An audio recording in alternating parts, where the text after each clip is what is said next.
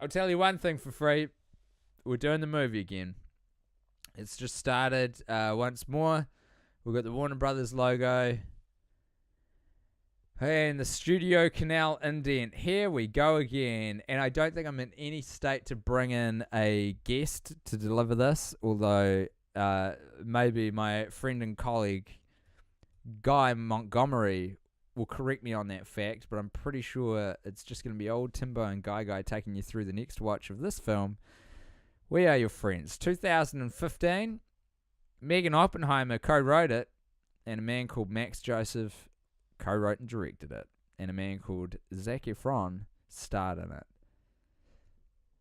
We're back in it. Here we are. Feels like the third time today. Couldn't honestly tell you what number it is. And a lot of close-ups on the face. There's also a lovely wisp of smoke that's coming up, which is just sort of a gentle reminder that this is in an era where vapes exist, but no one's smoking. Like, the dude's in his room by himself, and yet we're still getting a little... What do you call smoke? A little like a, I don't know, a vapor of smoke or fucking whatever. I don't know. Weirdly, there's like kind of computer bits lying around. There's like a PC tower lying around. There's another screen I can see behind his head and random shots. It's a weird room. We're in a double bedroom, and I don't think we've actually brought this up before, but I think that Cole and Jarhead share a bedroom, though maybe I've got that wrong. Maybe they're both in the same room just because they're on this phone call at the start of the film on speakerphone to Inside Man.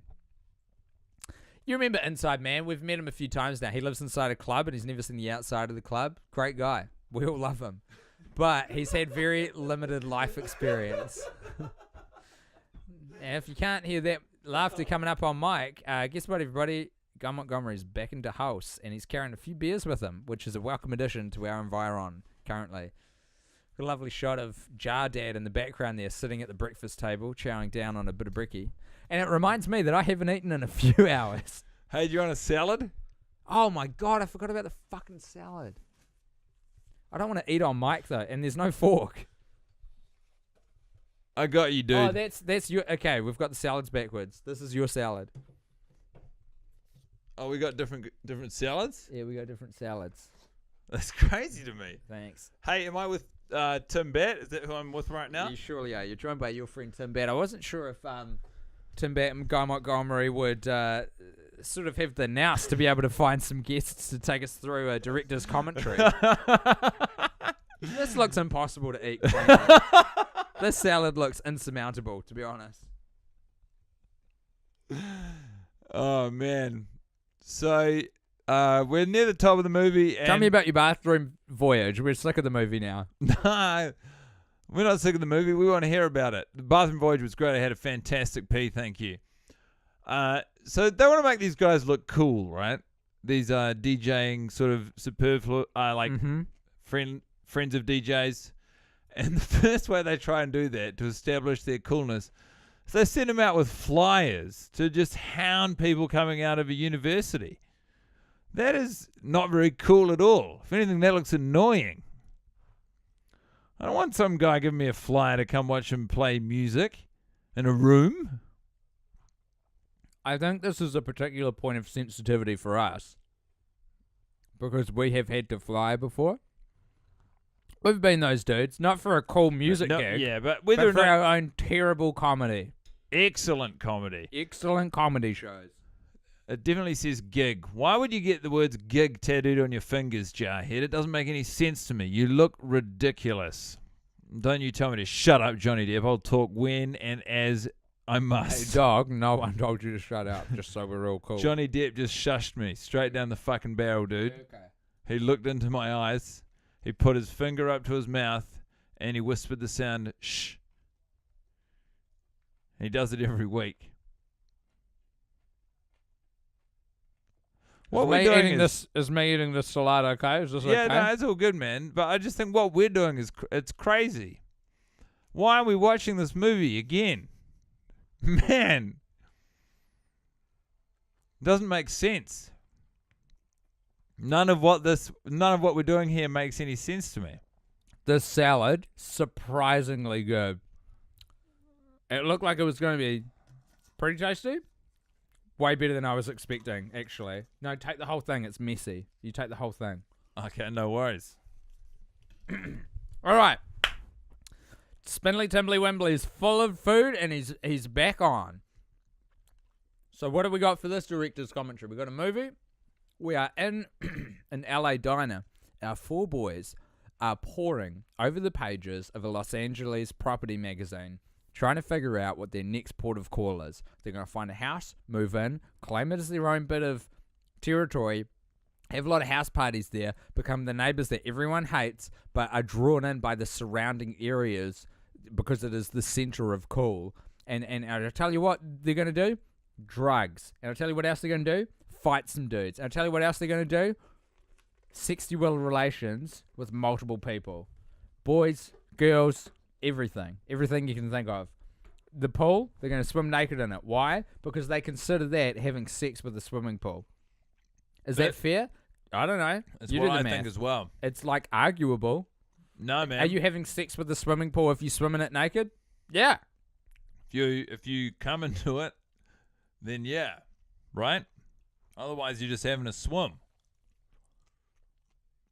No, I know a lot about swimming pools. Paige is here. And his partner? Doesn't really get a look in his partner. No. But she's wearing red, and that's always fun. It's a fun colour. Red. Man, you're really putting some fun emphasis into your words. I can't wait for you and me to walk everyone through the experience of watching this movie, We Are Your Friends. An experience with which I'm not even familiar. I don't think I've seen this movie before. I can't wait to find out what becomes of these characters. Tim, have you seen this movie before? Not to my knowledge. You haven't? Not in my right mind have I seen this film. Then me oh my, aren't we in luck? We get to experience a movie together for the first time on microphone. Amazing. Okay, so what are we dealing with here? We're in Los Angeles. There's four dudes. They kind of look like we could know these dudes. They're our age, is what I'm trying to say. Yeah, roughly. But not in the movie. They're a bit younger. But then they always get true. older people to act like younger people in movies. Oh, my God. We're old. Nah, you're right, We're mate. too old for us to be having in a film. That barely made sense. Do you know what I'm getting at? Are you saying you're too old to be in a movie? I'm too old to have a character my age be in a movie. No, you're not. Well, this movie. Yes. I don't think this movie's the marker for anything good, though, is it? If If you're too old to be depicted in this film, congratulations. you're outside of the Venn diagram of their marketing scheme. You're outside of the blast radius of who this is relevant for, which is a tremendous thing.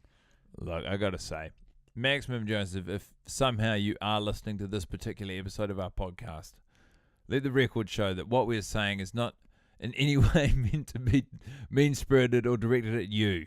I would like to echo that, but without the giggle that guy had in the middle of it, because I mean that genuinely. Here's the, listen up everybody, grab a pen. Here's the thing about our podcast. The whole point is supposed to be, we're the idiots for doing this. It's not the people for making the film. Films are hard. They're collaborative.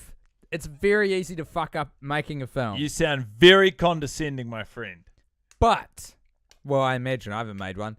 But the thing is, this podcast isn't about going, this film's terrible, even though it may sound like that a lot of the time.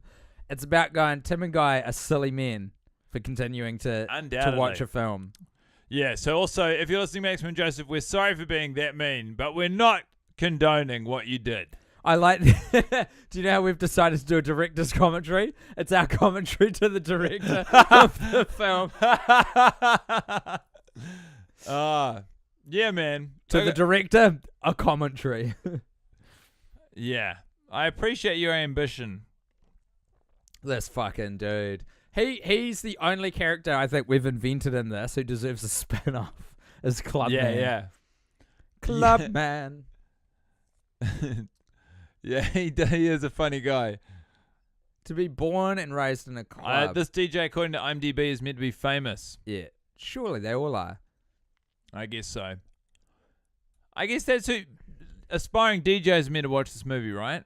Yeah, totally. And outside It's of that, like, who else is meant to watch it? aspiring creatives? Like fuck boys? It's a good question.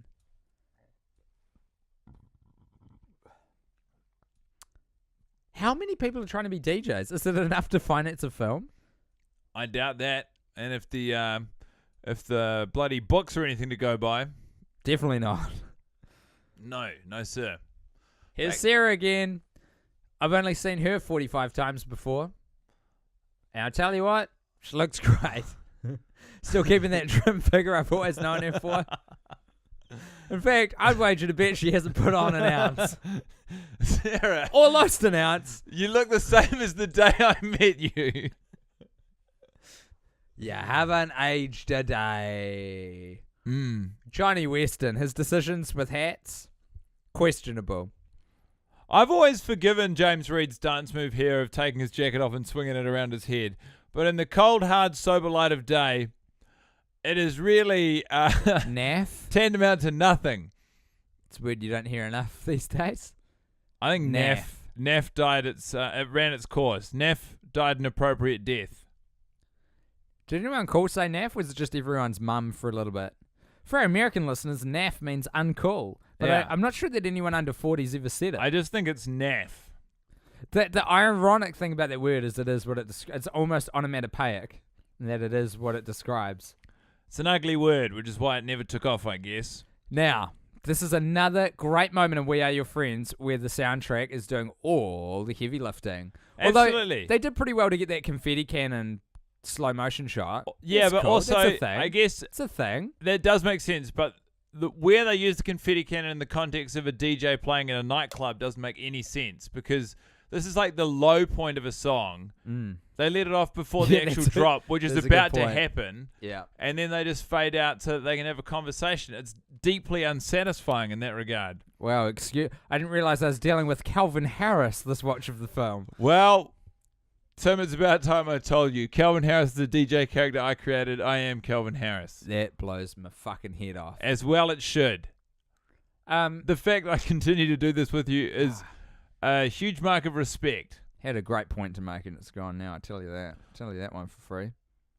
Do you reckon I could do the rest of this director's commentary with my teeth clenched?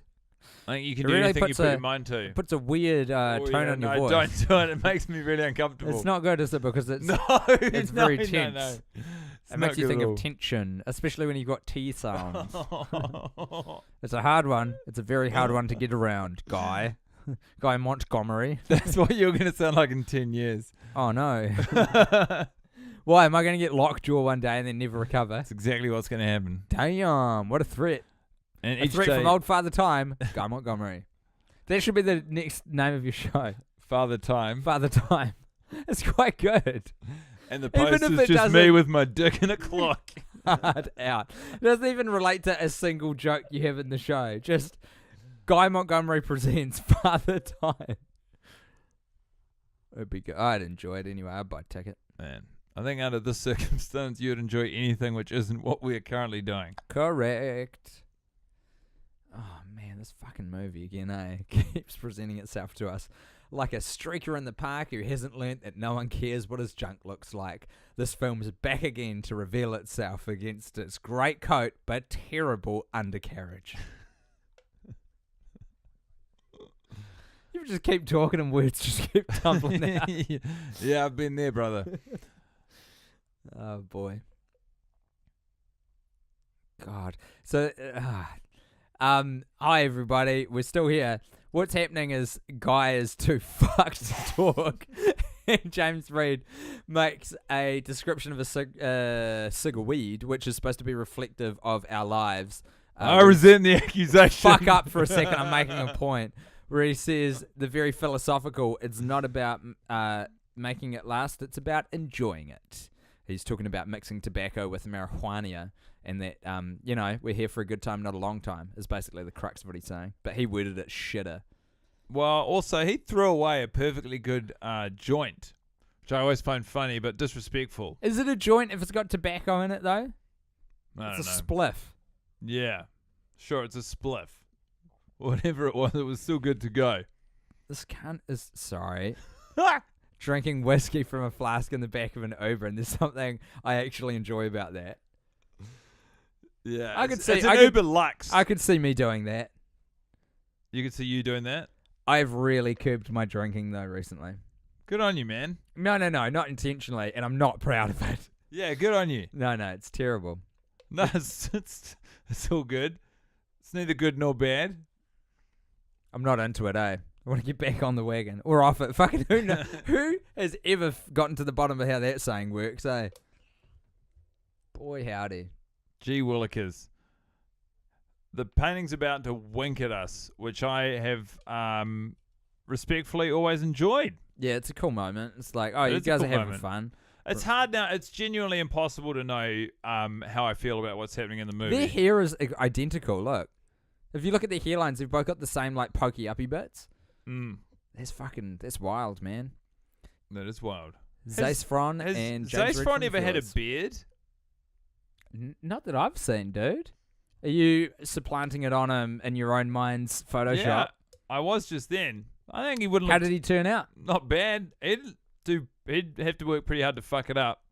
He's hot. You think that, but some people get real patchy beards. Yeah. You know, some people can't pull off the whole thing. And maybe he's given it a go away from the cameras and it hasn't worked out and he learned his lesson.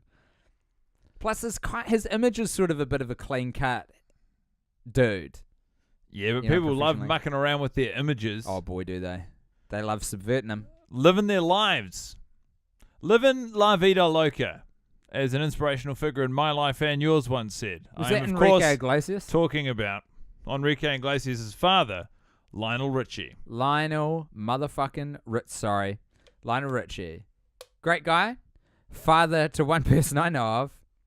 And that's Nicole. This party scene's kind of cool. This is an example of big ambitions not Well, I'll tell being you- fully realized. I'll tell A you what, though. cartoon sequence with rotoscope to illustrate what a drug experience feels like. It's it always gets me, and I don't know which came first, my opinion or this fact from IMDb, but on the trivia section of the We Are Your Friends IMDb page, it says the rotoscope scene is critically acclaimed or well recognized or something praising it. Critically acclaimed as a bold turn of phrase for one scene in a movie.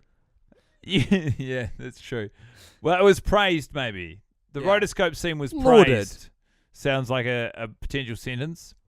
Yeah, it's good. It's And I don't know if I enjoyed it before I read that sentence or if I only enjoyed it since, but it's the power of critics, eh? yeah, I don't mind it.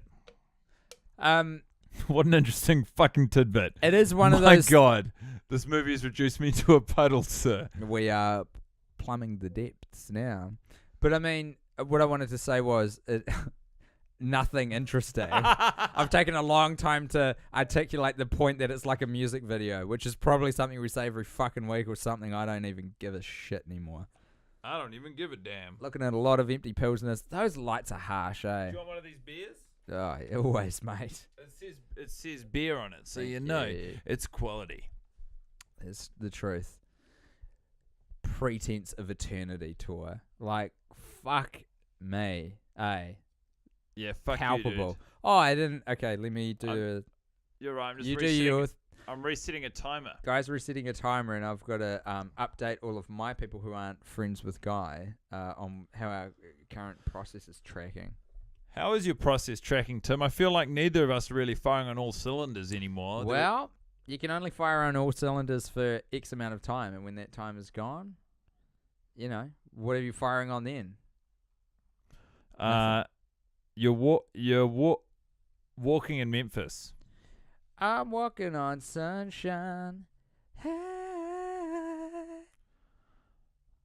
And it's time to feel good because I haven't felt good for a long time, so surely it's time now. It is now time. They've got a good little espresso machine in there. String some sand pal. There's my more God, fruit you than I'll can't- ever get Guy, through. shut the fuck up. No. You can't get away Let me with just finish. describing Let me finish, what please. is visually in I front of us. was feeling good about my updates, actually. I was thinking, you know, this is all relevant and interesting stuff. This is what's in the kitchen. They've always got more fruit than they could possibly eat, unless they There's juice always- cleanse. Hey, there's always bananas in the banana stand. Gotcha. That's all I'm here to do now. Just try and make Guy crack. That was pretty good. Dunker. Schön. That's my name. Wes Bentley's got a real piercing stare.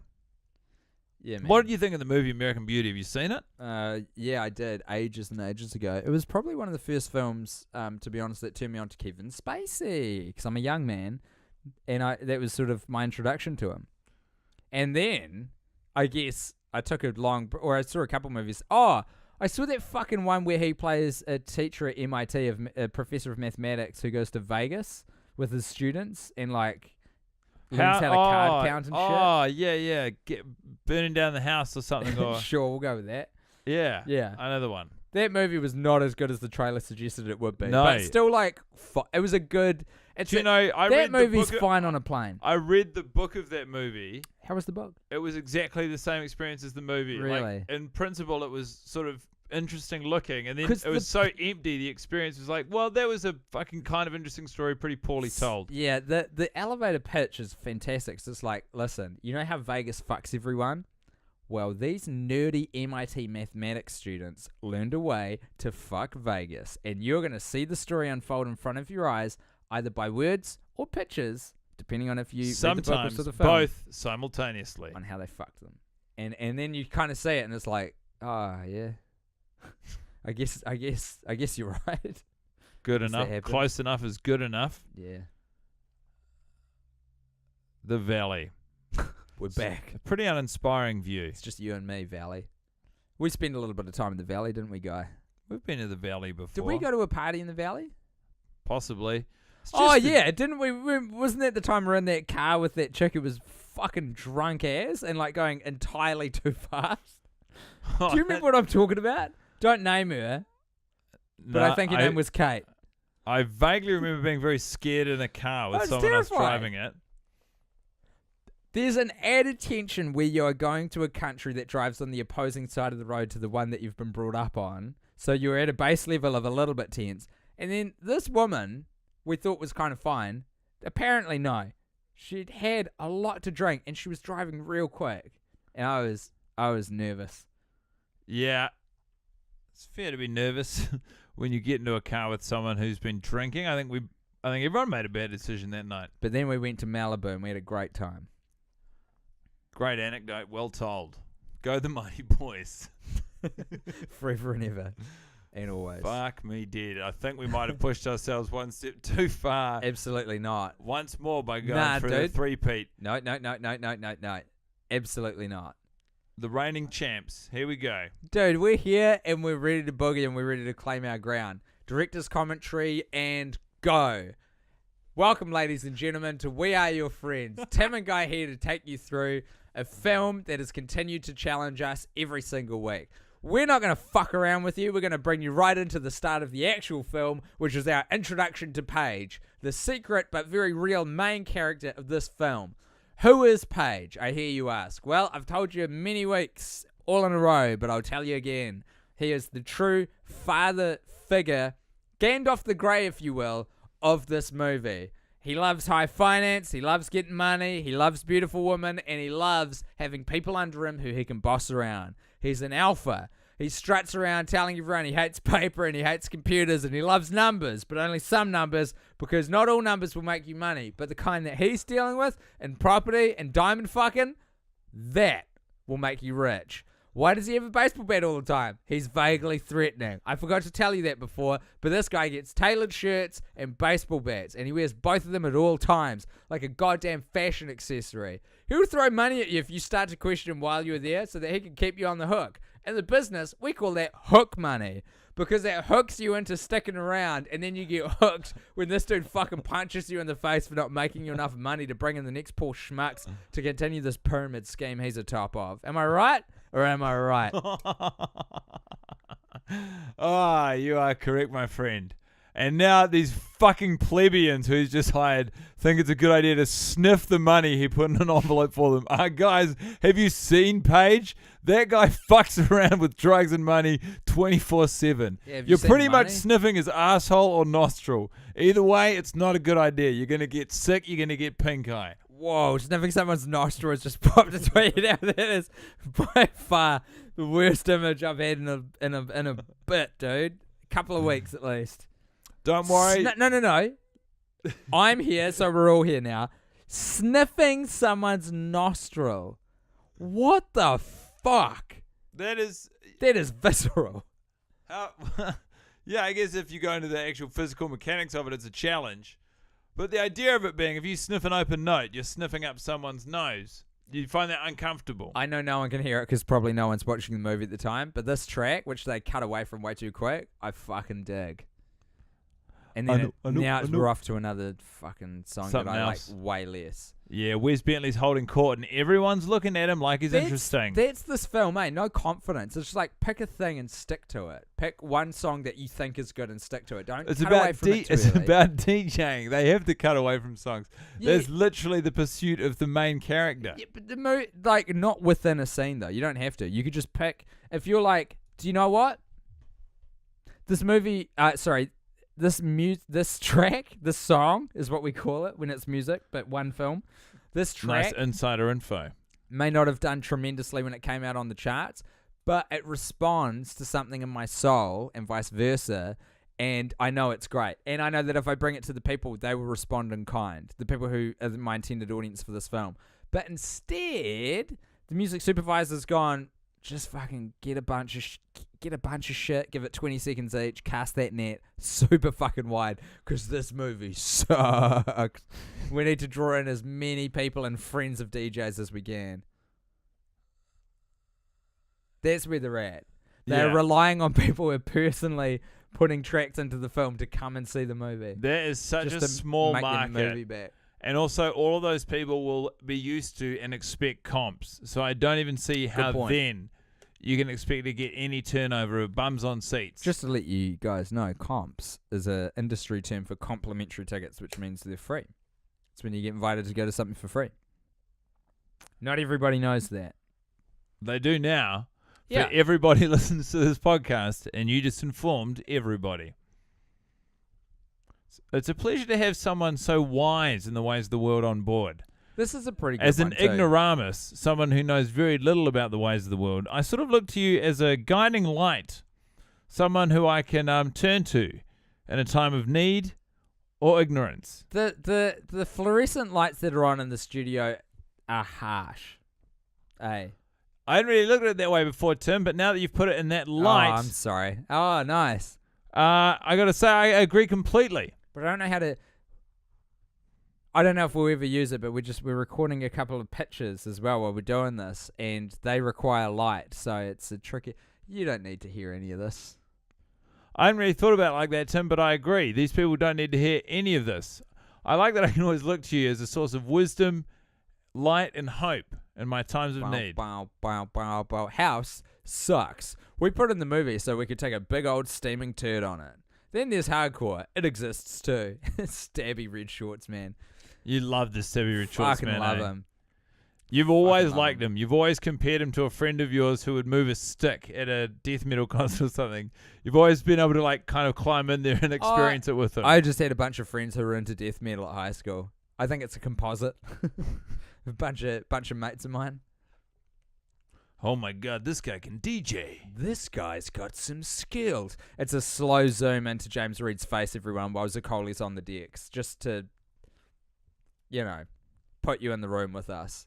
And now Somali's dancing in slow motion. Super slow motion of Somali It's not dancing. super slow, is it? It's pretty slow. And pretty then some sort of classical Renaissance art of the gods with the word myth to suggest that anyone speculates over the exact number at which you can synchronize a human's heartbeat with another human's heartbeat. They got one thing right about this film, and that is the importance of music, because Sex and the City 2 was devoid of a banger.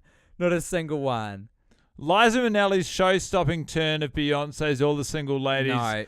has and will always give me a real kick in the heel, Maybe get me up on my toes, get me dancing around the room. Maybe the first time you heard it, but that For that love 52 affair- weeks, I've never felt better than when I would hear Liza Minnelli perform Beyonce's smash hit, Single Ladies. that love affair of that performance quickly faded. And I know because I saw you experiencing it remember- alongside you. Perfectly. But this movie, the soundtrack. Do you want to know my Got 52 a couple favourite good- memories, Tim? Yeah, Go on. The first memory is the first time I heard Liza Minnelli perform Beyonce's smash hit, All the Single Ladies, in the film Sex and the City 2.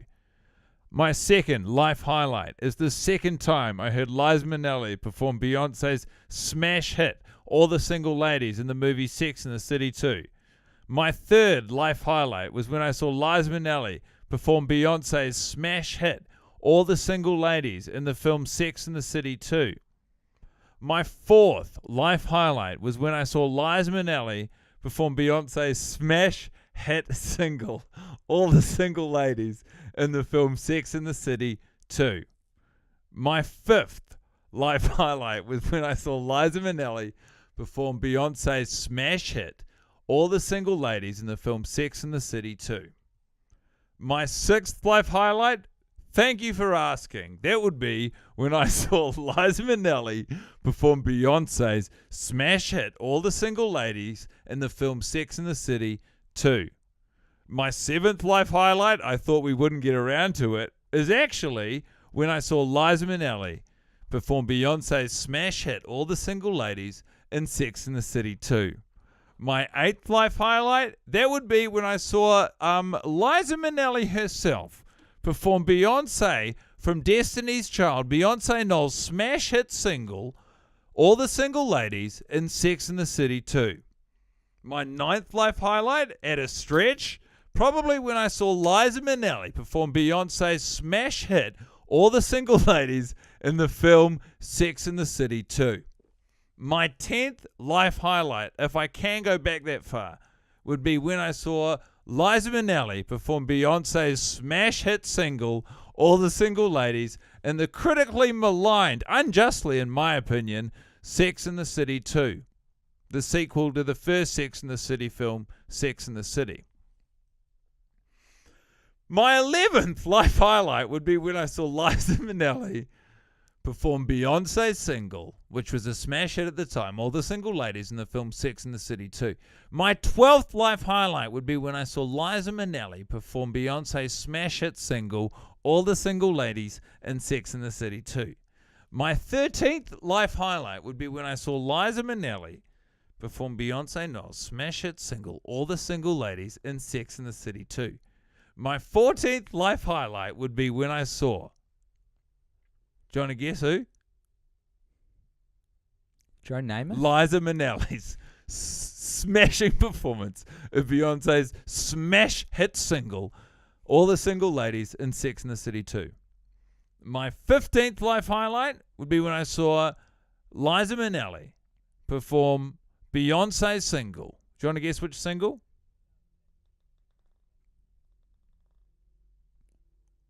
All the Single Ladies, Okay. in the film Sex and the City 2. So, here we are, legs dangling into the looking pool. My 17th life highlight? Oh, okay. We were up to 16th, but please continue. What was your 16th life highlight? When I saw Liza Minnelli perform Beyonce's smash hit single, All the Single Ladies, in Sex and the City 2. Let it never be corrected, folks. Comedy is timing. And that was perfect. 3/4 of one full beat. There was the perfect amount of catch and release. Good on you, Guy Montgomery. You piece of shit. Oh boy, so here we are. The boys wet and riding a car, because it's the best place to be when you've just had a fight in a pool. As Megan Oppenheimer herself would put it, wet and ready to forget. Wet and ready to forget. It's like an extension of Wet and Forget, a popular product right here in New Zealand, which is It's called the like Sun. They're selling us the Sun. Yeah, hard out. Go for a swim. You'll drive eventually. Buy some of the Sun. Look at Squirrel's foppy here. I saw I think I was doing the rounds online recently, a cover of Time magazine from maybe like 1967 with the Beatles on it. Yeah. How'd they look? Like, by modern standards, they would not have made the grade. And that's what I fucking loved about it. Like, just a bunch of goofy-looking dudes. Real goofy. When was the cover? Bad hair, bad teeth, like, weird 60 what? faces. 67, I believe, yeah. They were already pretty popular then? Fuck, they probably were, actually. Maybe it was earlier than that.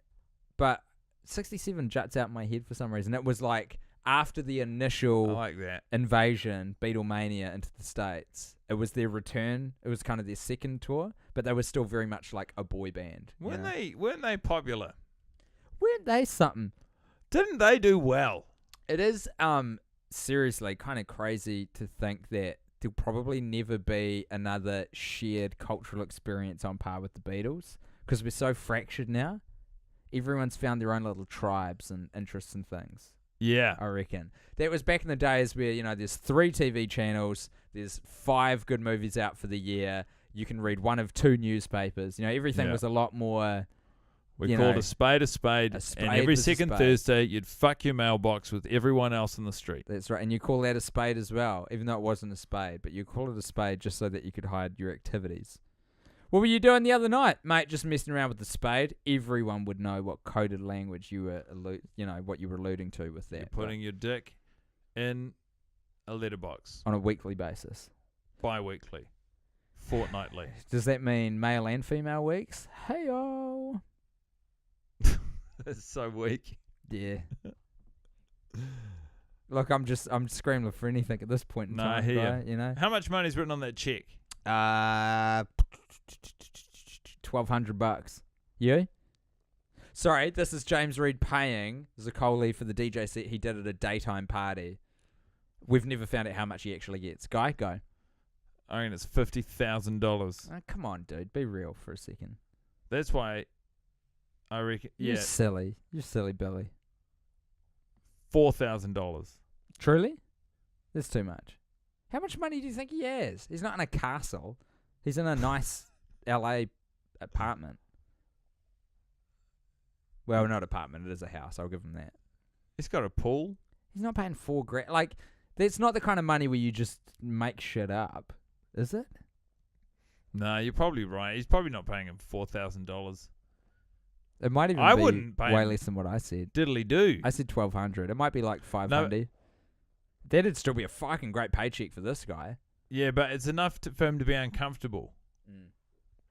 So it's got $1,200, dog. He's fucking printing money over at the bloody Gold Star Realty Solutions factory. Dick full of diamonds, mouth full of concrete. Put it together and flip it. Gold Star. That's the ad that they run on TV. The jingle guy fucked it up on the first take, but they couldn't afford to get a second take. Man.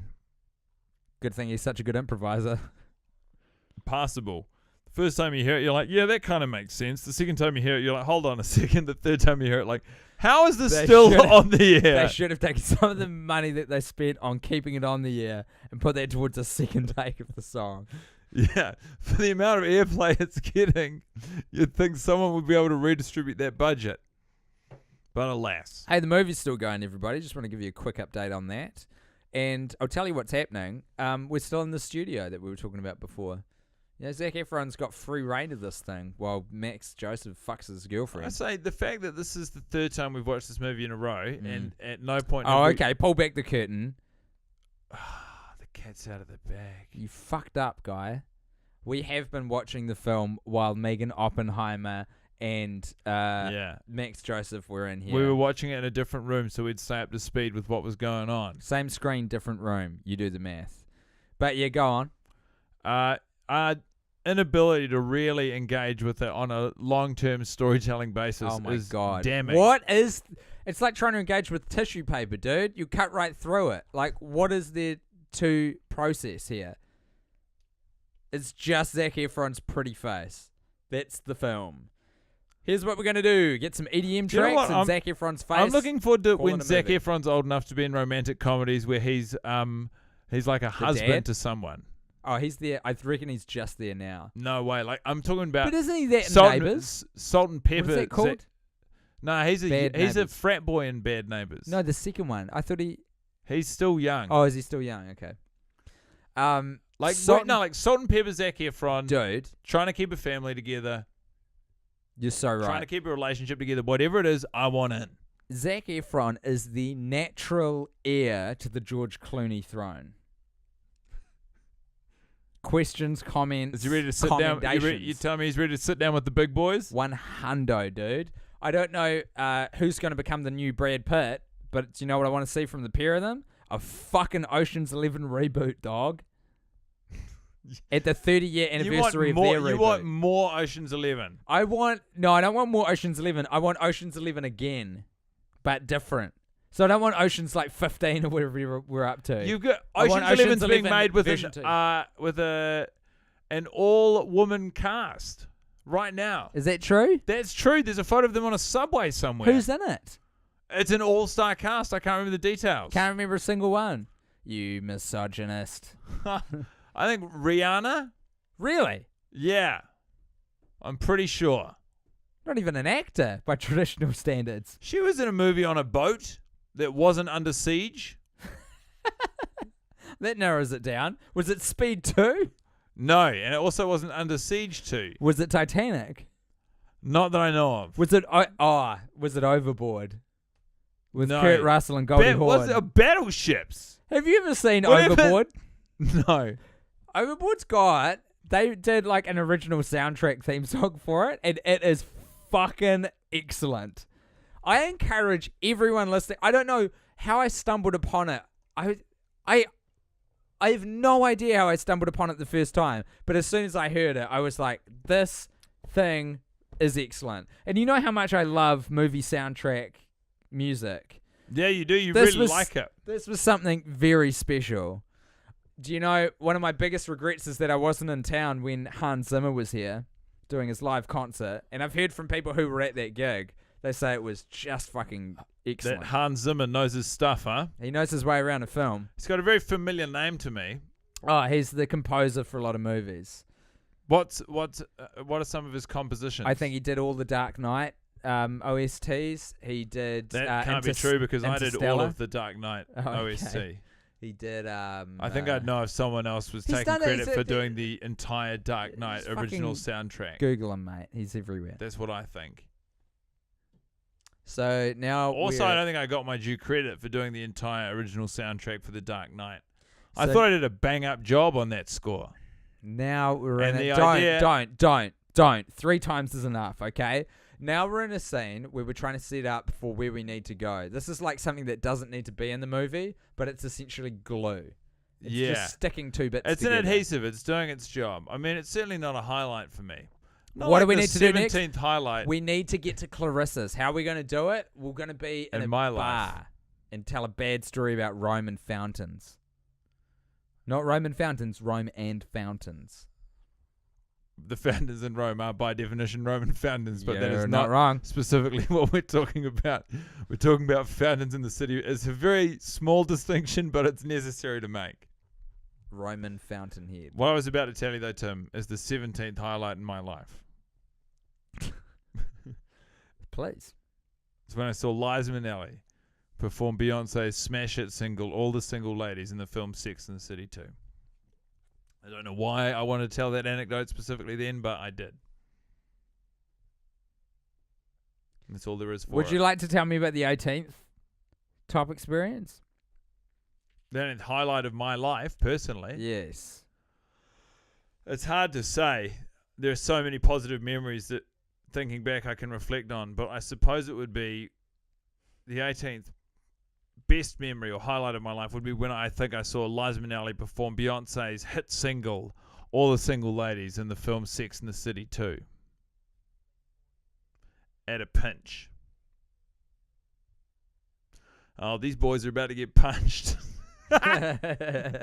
Do you know what would have been a better line than when you jack each other off? Do you do it, take turns, or do a simultaneous kind of thing? Did anyone order the punch and then punch them?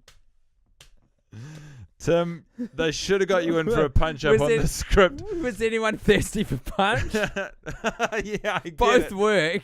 It's the same joke, but one's slightly more efficient in the word economy than the other. I like it.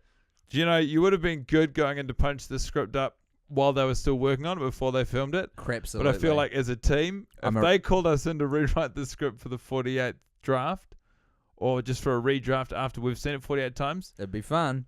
We would be capable of really helping them on their way. I actually think you're right, though. To a lean, mean fighting machine. I think if it's a weird thing to think about, if there was, maybe even in the editing, because that we know what we're dealing with.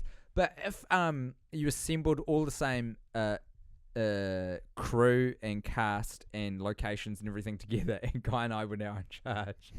I reckon we could like make it a better film, maybe. But So what we get all of this intel, and then we Yeah. get to remake the film with the same resources. Well, not remake, because we're allowed to use stuff that already exists, but we can cut and reshoot scenes. We can add things. Wow, well, obviously, Do you know what if I we would have put in there? infinite power over what we can do. Not to the infinite, Film. not infinite. Do you know what I put in there though? What would you First put in port there? of call, the knife.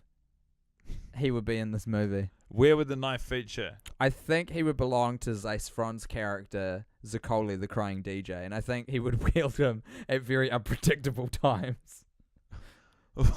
So sort of not. Would it be problematic for the other characters in the film? Or Let me throw this at you.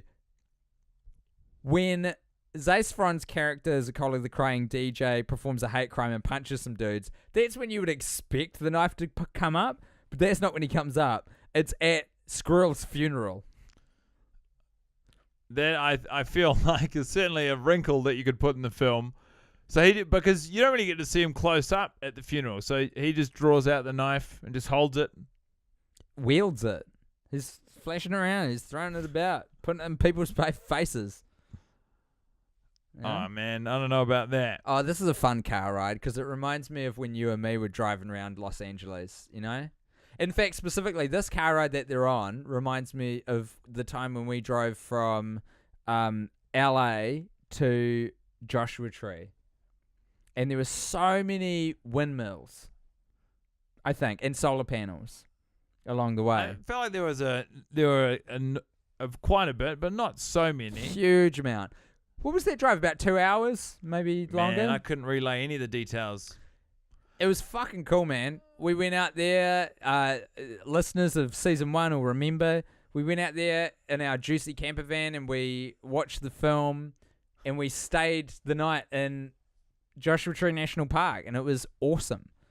And then we were so tired in the morning that Guy drove on his default position, which is the left side of the road, which in America they're not such a big fan of, and we almost had a head-to-head I know. crash. Easy now.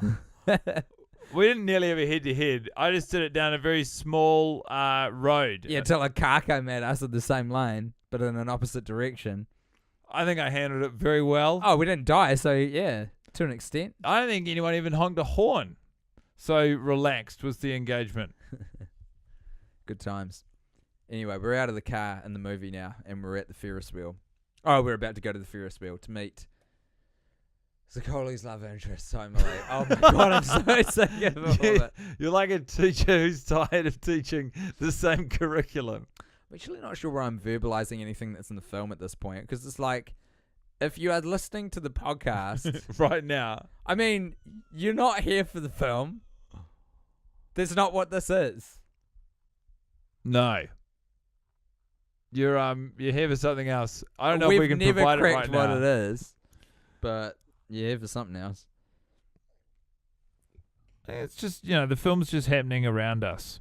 It's so sweet when you press your headphones against your ear, because I can hear your voice louder, my voice louder, and the movie feels like it's at a normal volume. Wonderful. What a lucky guy you are. It's creepy, man. It's like you're talking to me telepathically. If I don't look at your face, but I can just hear you coming through the I headphones. tell you, I'm looking at you the whole time I'm speaking. Telepathy. Yeah, you need to pay a little bit more attention to the film, actually, if anything, Guy Montgomery. No, I know exactly what's happening out there. We're good to go. Is this love? Is this love? Is this love? Is it love? Is it No, Guy. Do it properly. Oh, boy. Okay, so we're at a music festival in Los Angeles, and I think it's Guy's turn to talk. Oh, shit, and I spilt beer everywhere. Oh, I'm wet. Oh, no. Oh, fuck me. It's okay. Eventually you'll get dry. Such is the way of things. Oh, I feel disgusting. If I understand how the human body works, sometimes it's wet, sometimes it's dry. Isn't that weird how we're semi-porous, so we can pull that off? Yeah, it is pretty weird. I guess we're like amphibians, really. Only we can't stay underwater for as long as an amphibian. Can a human be underwater for longer than a frog? No, I don't think so. Right, but you don't know for certain. Man, there's so many options there for you. It's just 3. It's not that many, dude. One of them's got to be in focus. They'll all be in focus. Actually, only one of those is any good, and it's the last one. So lucky for you, I took 3. Oh, I don't like a wet body. That's not fun. Nah, it's not fun at all. I don't like wet denim. For some reason... What hour are we in? If I ever think What of... watch is this? I'm honestly watch lost. 3. Hour 5? 4? Hour 4. Hour 5. 5. Yeah.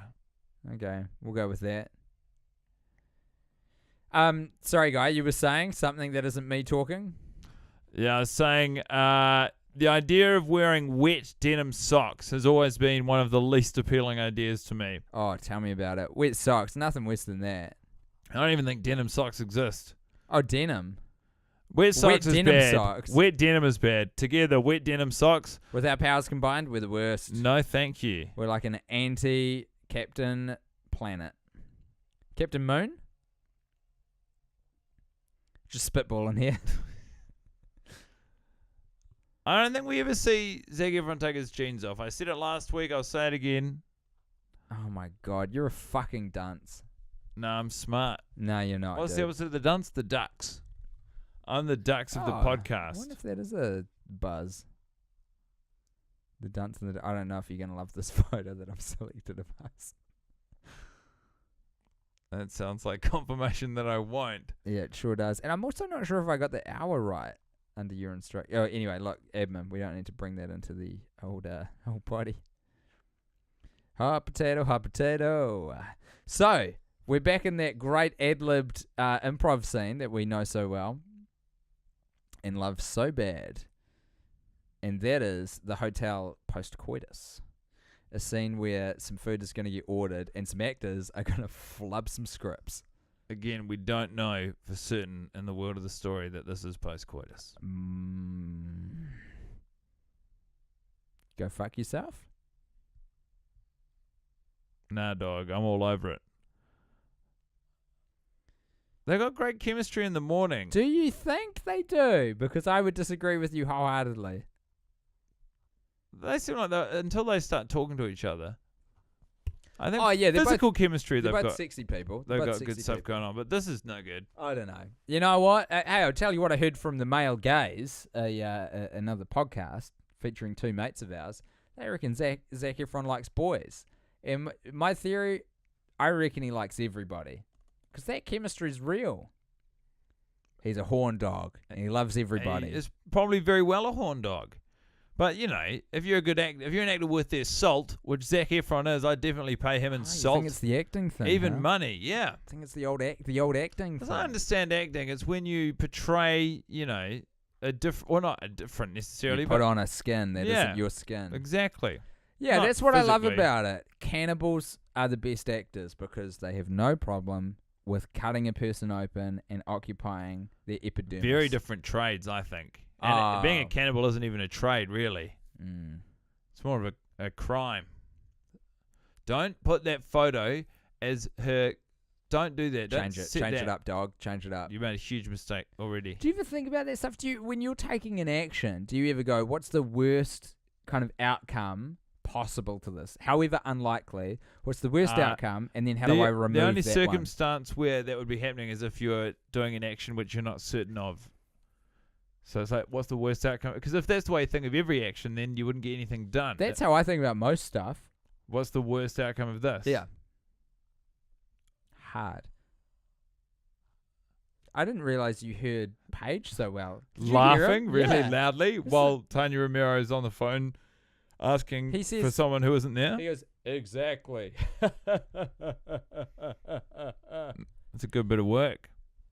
What the fuck? We need to wear headphones more often. We pick up a little bit more of the soundscape of this stunning film, which relies so heavily on audio. Oh, fuck. Fuck. We're back here again. Where back else? Here again. Lovely lounge. If you were given the opportunity, Wes Bentley said, "Hey Tim, come over. I want to watch We Are Your UFC. Friends with you in the apartment from the house I lived in, and We Are Your Friends." Mm-hmm. What would you say? Yeah, let's do it, buddy. You got a great pad. I'll fly you over for one night only. We'll watch it together in my apartment, Yeah. and then I'll fly you home. Yeah. What do you say? I was like, when? Like, I'll cancel everything I've got on. Let's do it. Here's my passport number if you need that. Absolutely, he'll need that. Yeah. What would you say? So I thank you very much for the offer, Wes Bentley, but it seems weirdly specific. I don't really want to come over and watch Where Are Your Friends with you in the Fucking apartment from the movie Where Are Your Friends. Come on, dude. Be real with me. Look into my eyes for a second. Be real with me. You would take the offer. I would not take the offer. It's a lot of trouble to go to for an experience I don't really want. Yeah, but it's not always about the experience that you think you want. It's the experience that could happen. What? You know how I told you moments ago that I always think about the worst thing that could happen? You always also got to think about the best thing that could potentially happen. What is the best thing that could potentially happen? I'm going to Los Angeles at a weirdly specific request of Wes Bentley. He probably knows some cool people. Maybe he's cool himself. I've never met him. It's a very different night from my usual, so I would love to fly over there, mix my shit up, and watch Where Are Your Friends, a film I've seen 4 dozen times now, with one of the stars. Tremendous. I would love that. And what if he was watching it with you and he was like, hey, what do you think of my performance in this scene? I'd be like, I don't know. It's impossible to tell after 45 watches. No, but what do you think? Should I listen back to what you said about me? Does it matter to you anymore, man? You made this movie 3 years ago. Like, who cares? You've moved on. And if that's not indicative of me not wanting to give a bad review, I don't know what is. What? Why is Wes Bentley asking you to his place to watch Where Are Your Friends? You tell me. You constructed this. I didn't put us here. I know This that. is a but prison of your making. I'm asking you. Well, the answer to the question is he's a fan of the podcast, dummy. He doesn't have a lot of work on at the moment, and someone recommended this because it's pertinent to his interests. Tanya Romero, the woman that I thought was the woman who was in House of Cards, who I think is the Secretary of State. Turns out it's not her, so fucking who cares? You know? I care, Tim. Every detail of your life I care about because I respect you. Well, how and if about you this respect someone, how you about care this? about every minute detail of their life. How about this for a detail? I've got a wet ass, wet with beer. So Yeah, I spilled it. I care about that. How about this? wanna put I've talcum never powder on you. noticed Paige Harrell's tie before, and it's just average. There's not even anything to comment on the tie about. I reckon you have noticed it and you filed that thought away and not thought to mention it. Because why would you? It's the Fuck all of this definition of a forgettable shit. thought. This is just a bunch I've of got an idiots idea. Do you know what saying might pick you up, stupid shit. buddy? Do you want to hear about the 19th highlight of my life? I really would.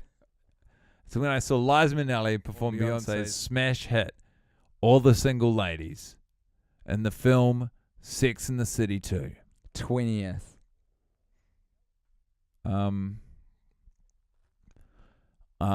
What's her name? Liza Minnelli. In the film Sex and the City 2 performs Beyonce's smash hit single with accompanying band and backup dancers, All the Single Ladies. It Fuck is off. hands down one of the best times I've had in my life. Fuck off. No way. Truly. So, the 20th best time in your life was just seeing that for the first time? Not quite. It was seeing it for the 20th time. Oh my lord. You've seen it 20 times. So much money, eh? If each one of those notes is $100, how much money's in that fucking shoebox? Well, I guess he got told he was getting a 15 grand bonus, but maybe he's putting away money that isn't the bonus. That's other money. He's just putting all his money in there, do you reckon? Putting all his money in there. Maybe. Fuck, I don't know. What do you think about the shoebox as a banking Love it. facility, yeah? You know what I've always said? Better than a bank. You do always say that. Whenever I see a shoebox, I look at it and I point at it and I go, better than a bank. When you're saying last week, though, you threw out 3 shoeboxes you found in your wardrobe and it was all of your savings? Fucking don't bring that up, please. I feel like... admittedly, my life savings were $1.40 Spread across 3 shoe and boxes. 3 shoe boxes using currency that's no longer in circulation, is therefore worthless now. But the point remains, I'm a little sensitive about it, so stop being such a fucking asshole. Sorry, man. Look at this cake he pulls out of the fridge. Why do I like this so much? I tell you what, I like that you like it this much. I love it. I think it's he's like, let's eat a whole cake. You and me, 2 people, just here in the kitchen. Let's eat an entire cake, you and I. I love that. I love goals. I love stupid goals. And what's not to love? Man. Him eating the whole cake is the worst idea of all time of cake eating, you know, in that moment. How else are you going to eat it? He eats it pretty ugly. I would love to lay into that cake.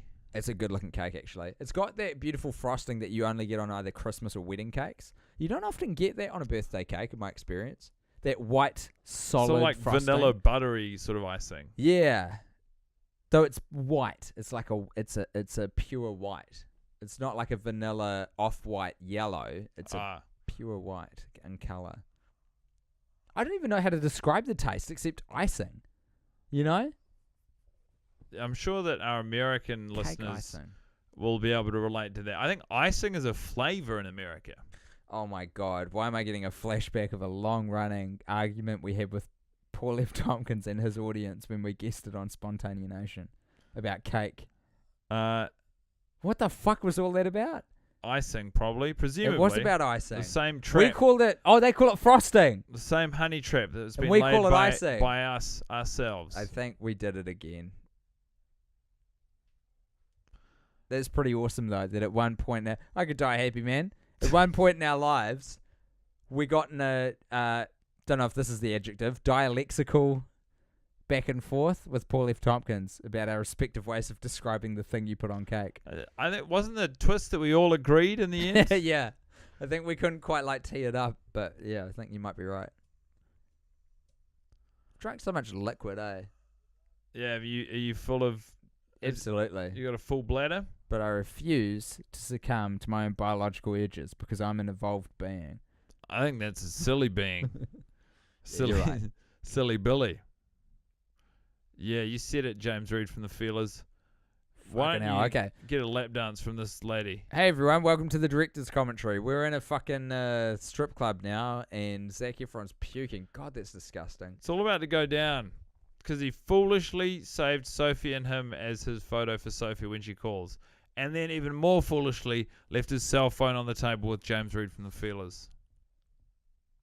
Are the Feelers I'll tell you coming what, though, back? if I was... Are the Feelers coming back? It was tour every summer. If I was Zaccoli, what I would say is, to be fair, Mr. Reed from the Feelers, I had my jeans on the whole time. Hey, I want to do a challenge with you, but I don't know what the stakes should be. What are good stakes for right now?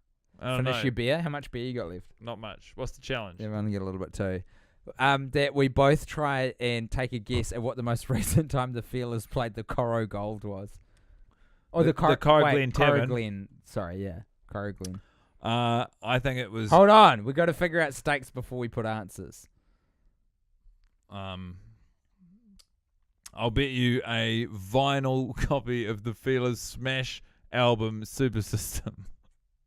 I don't even know if it exists. Done. I know it exists. I saw it in a record store once for an exorbitant amount of money for what the product shit. is. Okay, well, you get to go first. What's your guess? February 3, 2017. That's fucking specific. Okay, the only way I'm going to win is by saying 1st of January 2016. Right on. I'll do the Do research. you know any of these gigs off top of mind? I made a guess, buddy. Don't worry Cool. about it. Okay, sweet. I love that we're going to research this and get the winner live on air as well. This is like how a good radio competition happens. Okay, so we're back in the strip club. We're in the bathroom. Zac Efron's just been decked by our alternative Wolverine himself, James Reed from the Feelers. Oh. What I got here is Clash of the Titans. Yes. Dragon Oh, My fuck yeah. Six, The Feelers. Saturday the 31st of December 2016. That's you, dude. That is fucking you. Yeah, That's all you, boy. The Feelers are always gigging. Well done, you. I Fuck, cannot bro. wait. I would love to have been at that gig. You kidding me? Dragon in the Fit. That is like the ultimate piss cunt, don't know any other songs karaoke night. But it's the actual bands. Yeah, man. Have you ever seen the rain? Don't go out. Yeah, it's a good in time. the pouring rain. That's Dragon, eh? Yeah, somehow we've sort of put our heads down. We've just burrowed through, and we're about to kill a squirrel, baby. We're on our way home. Is it any wonder? We just got to throw his corpse out of the car Yeah. and ride our way to bed. That would have been a crazier way to do his death in this movie. Throw his body out of a car. Although, more realistic if you think about it, if I was at a party and someone died accidentally and I was in charge of the party and I were these fucksticks, I would be like, live by the sword, die by the sword, let's fucking get out of this. So I would get the body and throw it into the San Fernando Valley or whatever, try to get rid of it. Maybe in that bit where all those murders happen and the bodies got buried, where they're overlooking the LA. Did a lot of murders happen there? Yeah, apparently. I heard that on a director's commentary of this movie. What? That there were. there's Megan like Oppenheimer murdered a bunch of people and buried them in a and she fucking said that in a director's commentary. weird, eh? Super weird. But it happened. Soundproof the walls. Soundproof Man. the walls. I don't know if I could handle meeting anyone who was involved in this movie on account of what we've done to ourselves in this film. I'm not even sure if what you've just said makes any sense. It definitely does. Can you imagine meeting any of these actors and being like, "Hey, look, I want to meet Zac Efron. I'd be happy to meet any of them. would to you be bring honest. it up or not?" Fucking depends. Not necessarily. I wouldn't force it. But if we were like, if we were here's the circumstances. I'm in an elevator with one of them. You pick which one. Johnny Depp. With Johnny Depp, and I'm like, dude, I don't want to say anything. Like, the elevator breaks. If the elevator's operating normally, I don't bring it up. I'm just like, this is amazing. Such specific. But if the context. elevator breaks, I'm like, dude, I wasn't going to bring this up, but are you the guy from We Are Your Friends? And he'd be like, yes, that's a film I did a few years ago. And I'd be like, dog, I got some weird shit to throw at you, but I happen to have seen your film no less than 47 times. And he would say, maybe let's get out of this elevator before you keep talking. What about Zaisfron? Same situ. Man, yeah. Pretty similar dialogue track, except more heavy on the, I wouldn't be all coy about, are you the guy? I'd be like, you're Zac Efron. He'd be like, I am. I'd be like, my name's Tim. I do a podcast where I watch your film every week. He'd be like, that's mental. Have you seen Baywatch yet? Because he's always selling. The dude is Have you always seen selling. Baywatch? No, it's not out yet in New Zealand. Yeah, it's in been America. out. Oh, is it? Fuck. I have not seen it. Have you? Nah, dog. We have big plans. I was going to bring all the podcast shows together. Cause it's Your whole stable of horses. absolutely, but then Rose went back home as well, so it's not quite the same. Some nerve. Anyway, these parties were the shit, eh? Did you go to these kind of parties when you were young? Not this wild. Not but, this good. Not so, this yeah, good. like I've been to a big house party before. It's a good time. Fuck it, is it what? There's an annual house party that happens in Auckland, which I seem to be out of town for every time it happens. And I'm fucking gutted because I've missed it about 4 years in a row. But it's like a known, organised, excellent fucking house party that everyone raves about every year. How if you haven't seen or been there for 4 years, how does its reputation? Everyone serve it this around well? me goes. All of my flatmates go. The current cast. Your cast of flatmates. My cast of flatmates, current season cast, go like they've been at least the last 2 years, and I've heard about it for like the last 4. You've been, I think. I can't remember the name of the street, but you know what I'm talking about. Vaguely. Real close to here. It doesn't matter. No one else gives a fucking shit. If they're here with us at this point, they're probably vaguely interested. At Yeah, least. you would have to be a psychopath trying to like fucking tee up our geolocation to kill us to still be listening to whatever jibber jabber we've got going on. Oh man, you gotta wake up first. He's got bad tattoos. Could you deal with me taking a bathroom break? Do you reckon you could Yeah, take over the absolutely, mic man. for a tick? I'm all over it. Dude, I need you to keep talking. This is like speed, okay? Keep us above 60. Isn't it 57? Whatever. It's probably neither of the speeds we said. Neither of us know speed that well. I just like the idea of it. So, 3 friends are finding out that their friend Squirrel is dead again. Yet somehow they're all managing to act surprised, which is a real testament to their professionalism and hard work as actors. If nothing else, watching this movie over and over again has given me respect for the craft of acting and the idea that some people have to do the same performance, hundreds and hundreds of times. And in their performance, act as though what's happening is happening for the first time. They say acting isn't acting, it's reacting. But they're wrong, because acting is acting. That's why it's called acting. If it was reacting, it would be called reacting, but it's not. So why aren't you guys who think that acting is reacting, read a fucking book for once and get your shit together? Acting is acting, reacting is reacting, a spade is a spade. It's the 1940s, pull your fucking head in.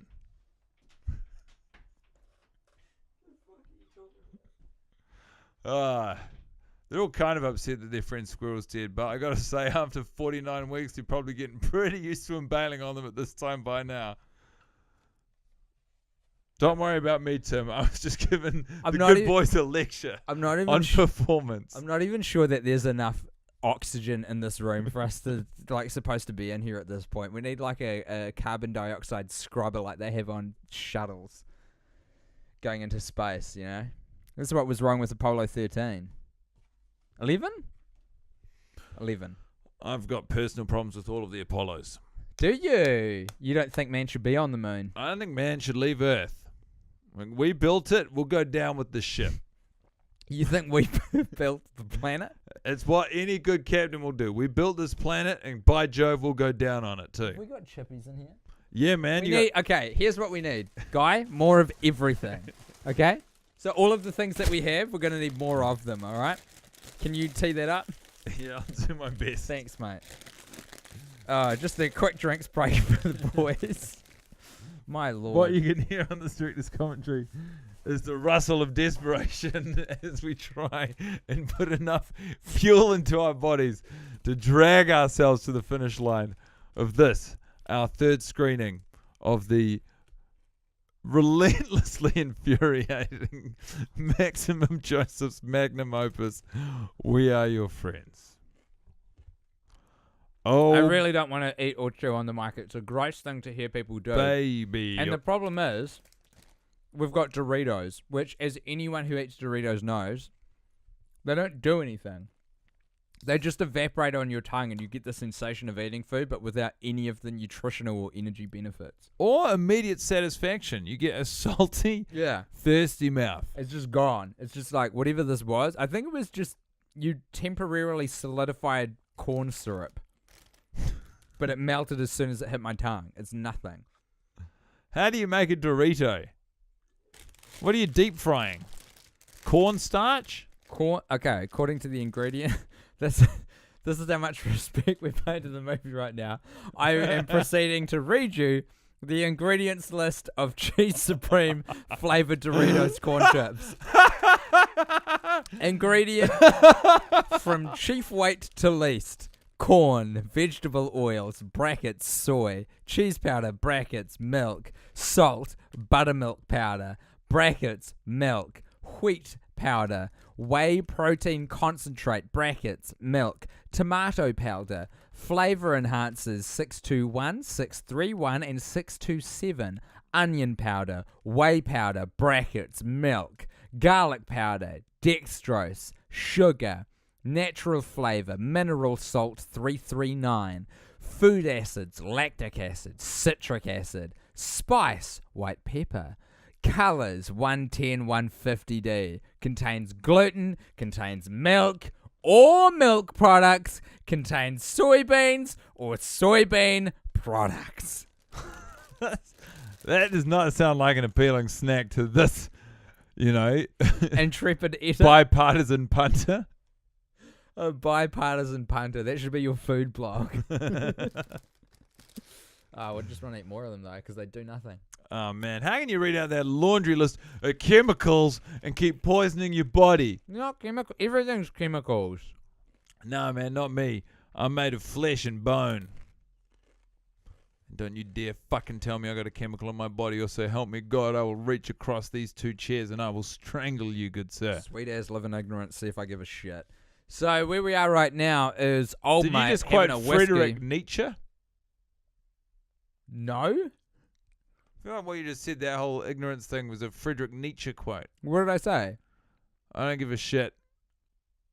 I go, fuck you. I don't know. Words to that effect. Is Nietzsche an alternative pronunciation of Nietzsche? Yeah. Same dude, Same right? guy, yeah. That what's that word? What's that philosophy where like fucking nothing matters? Absolutely nothing. Nihilism. Is he that famous nihilistic writer and philosopher? Yeah, Nietzsche. I think he's pretty popular. I don't know him that well. Yeah, As told by my mispronunciation of his name and misattributing a quote that you clearly had just made up. And Ginger. Also, as told by Ginger. Yeah, that's a great show. Macy Gray sang the theme song. Fuck, it was a good show. Someone once told me the grass was much greener on the other so side. That's not what she sounds like. Fuck, that hurt, man. Yeah. My throat's been going through hell. Trying to do Macy Gray every day. Lower my... You're still not even close. My You're not even in the ballpark. I reckon you're a bad person. Me? No. Zac Efron's character Cole Carter in the film We Are Your Friends. Man, Cece Babcock. I gotta say, I don't know if this has brought out the best in us, Tim.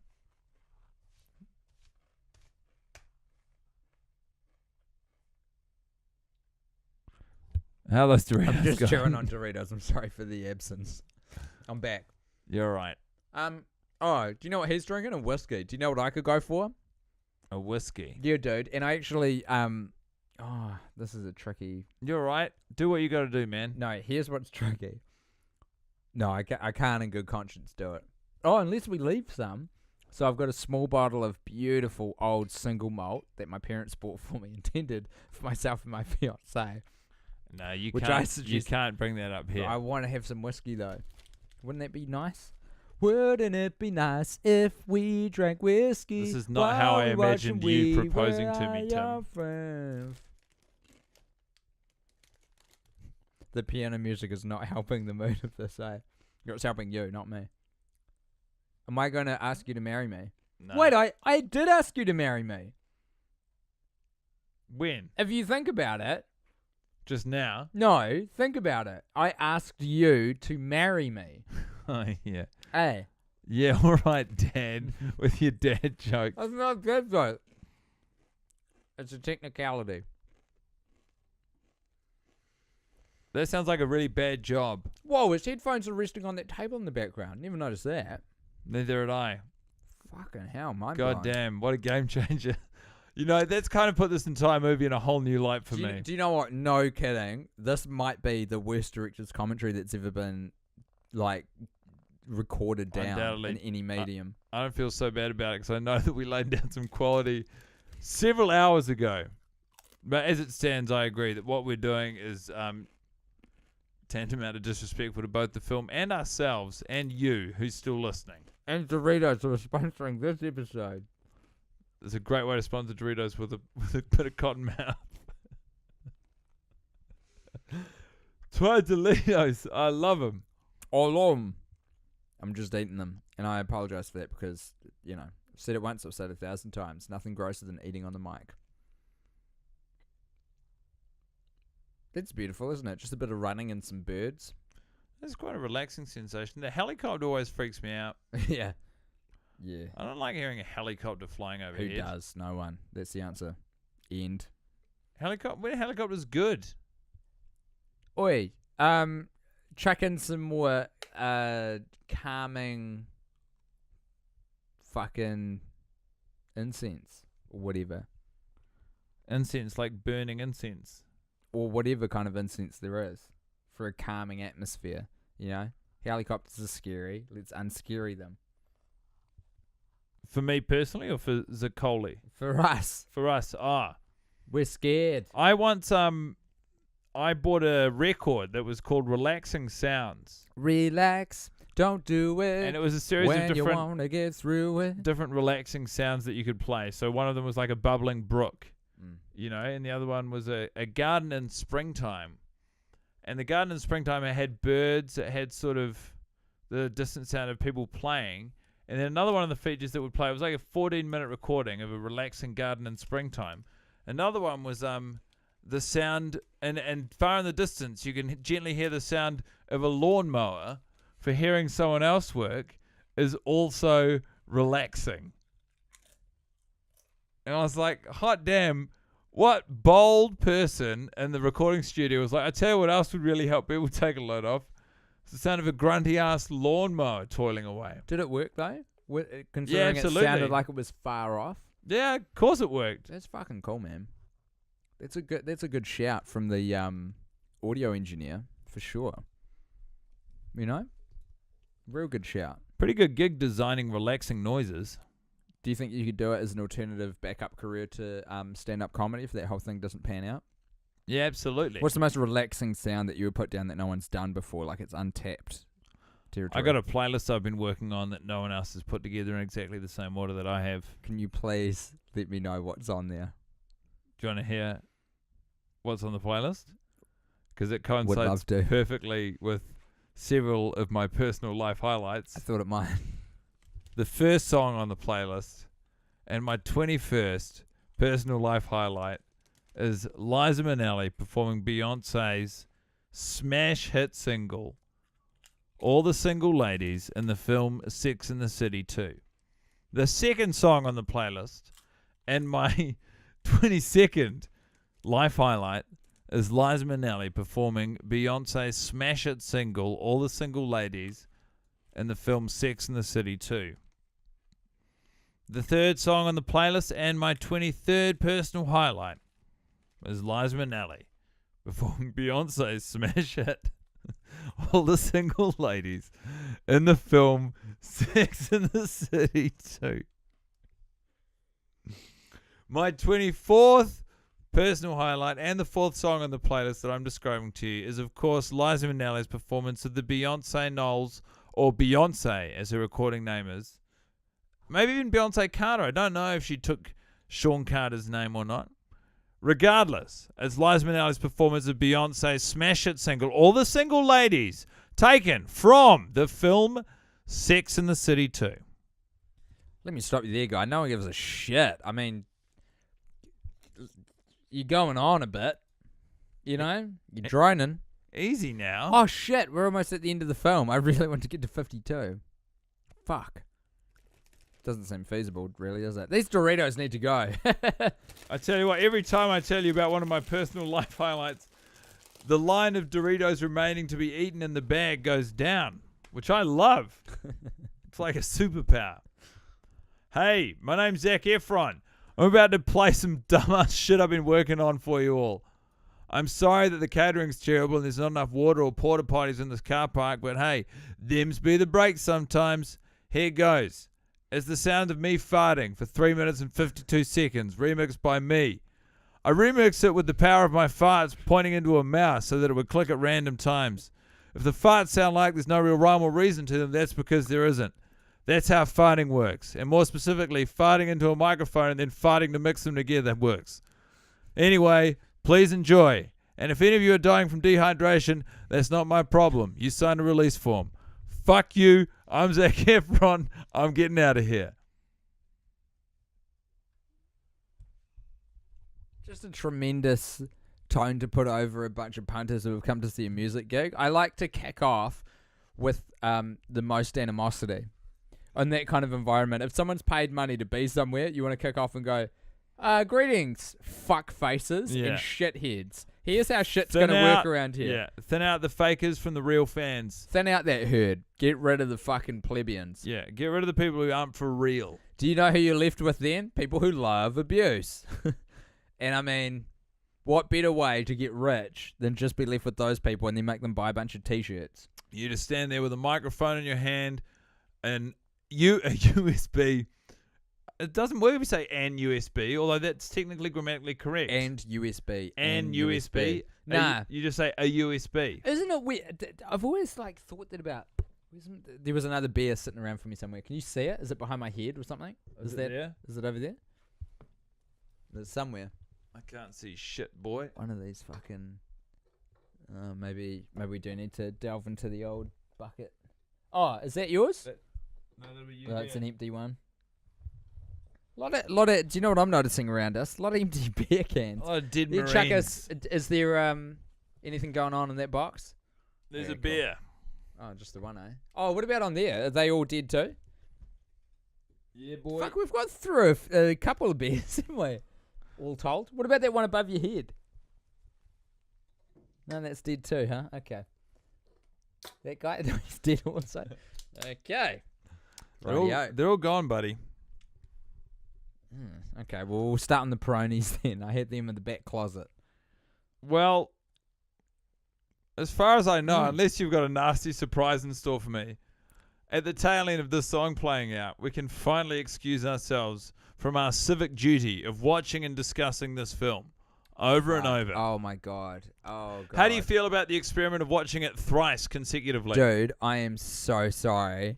I forgot to let you know I had a plan for this.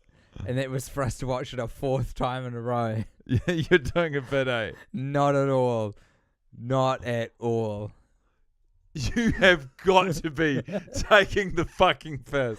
No, dude. It was the moment when you said, I don't have any plans tonight. I was like, cool, 4 it is. No, that's not right, man. We're not. Because you've been gearing up for it to end at this point, eh? That's been your whole end goal. Yeah, That's of course. Those have been your goalposts. I thought that that you've been watching working it 3 towards. times consecutively. You would think that. That's totally normal, Are you dude. deadly fucking serious I right am now? not fucking around, bro. I reckon it's happening. Well, I mean, I don't reckon it's happening. It is happening. And I reckon this is where we are now. So you can either get on board or not. But one more go on the merry-go-round. You know? That is so unbelievable to me. So listen, let's not get too dwelling into the future. On the other hand, though, to your credit, I can't imagine another time in my life I'll be in this exact circumstance where it's even close to There an you option. go. Let's roll with that. Let's keep that energy up.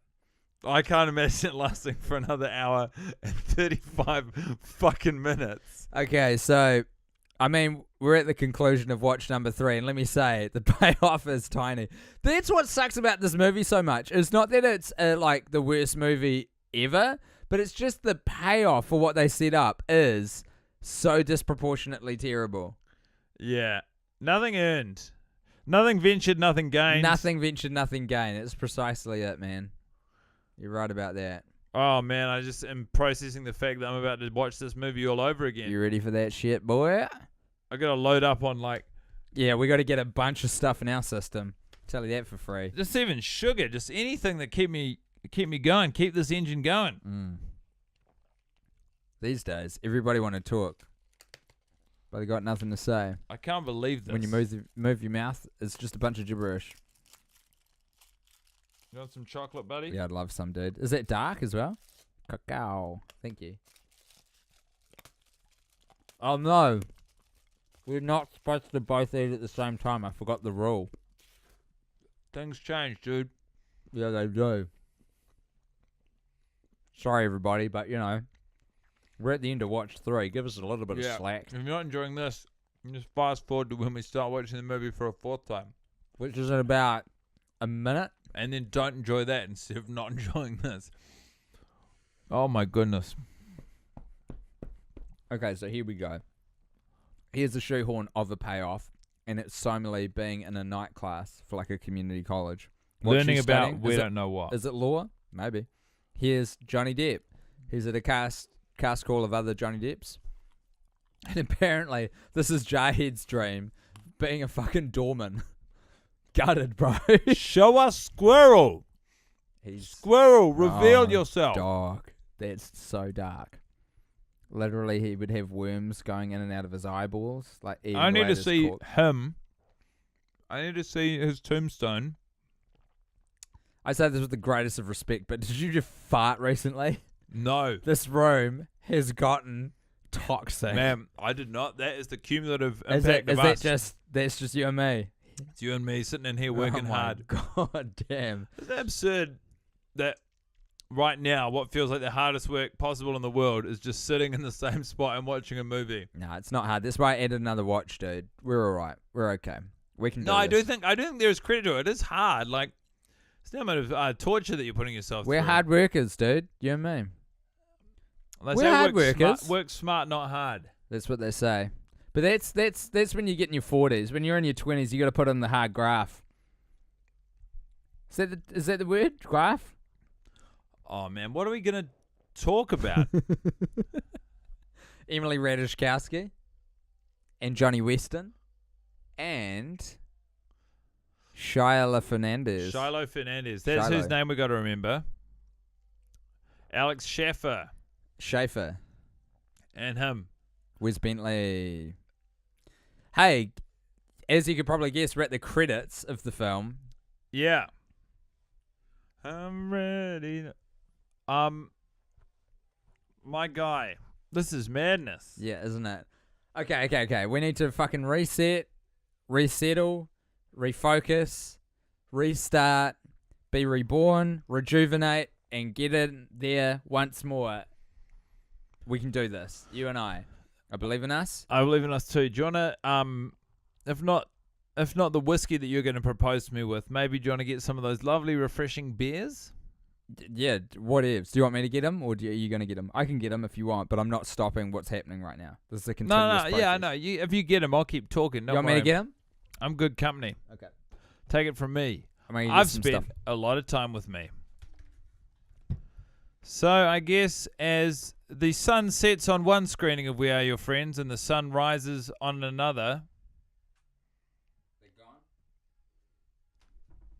What is there to talk about? Well, not a heck of a lot.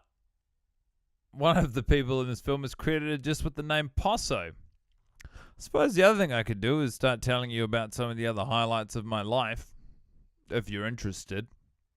The 24th, I believe, highlight of my life so far was probably when I saw Liza Minnelli perform Beyonce's smash hit single, All the Single Ladies, in the film Sex and the City 2.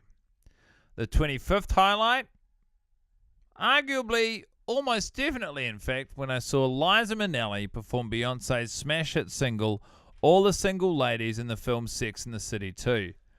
The 26th highlight of my life would be probably something quite similar when I saw Liza Minnelli perform Beyonce Knowles' smash hit single, All the Single Ladies, in the film Sex and the City 2. 27th on the list, so kind of you to wonder, would be when I saw Liza Minnelli perform Beyonce Knowles' smash hit single, All the Single Ladies, in the film Sex and the City 2. The 28th highlight of my life to this point, probably when I saw Liza Minnelli perform a song originally written and performed by Beyonce Knowles called All the Single Ladies at the wedding ceremony in the film Sex and the City 2. The 29th highlight of my life to this point, in my 29th year, when I saw Liza Minnelli perform Beyonce's smash hit single All the Single Ladies, in the film Sex and the City 2. The 30th highlight in my life to this point would be when I saw Liza Minnelli perform Beyonce's smash hit single, All the Single Ladies, in the film Sex and the City 2. The 32nd highlight of my life to this point would be when I saw Liza Minnelli perform the smash hit single by Beyonce, All the Single Ladies, in the film Sex and the City 2. The 33rd highlight of my life so far, when I saw Liza Minnelli perform Beyonce's smash hit single, All the Single Ladies, in the film Sex and the City 2. Can I explain to you what we're doing? by all means. So What I'm doing? here's the thing. In season 1, we did a director's commentary, which is where we did an episode where we talked over the film instead of talking after the film. Sex and the City 2, you want to top that. So we did it 2 in a row, and that produced the episode called 5 Hour Energy because it was such a long film. In this 3rd season, We Are Your Friends, even watching it 3 times doesn't equal 2 Sex and the Cities. So everything's got to be bigger. You see what I'm saying? It's escalation. It's got to be longer. And unfortunately, we are only just shy of 5 hours right now. 3 But just shy is enough for me. is more than 2. But less than 5 is less than 5. Yeah, I know. We're going to break the 6-hour barrier. And at what cost, Tim? Like the first astronauts, probably nothing good for us, but great things for those who come after us.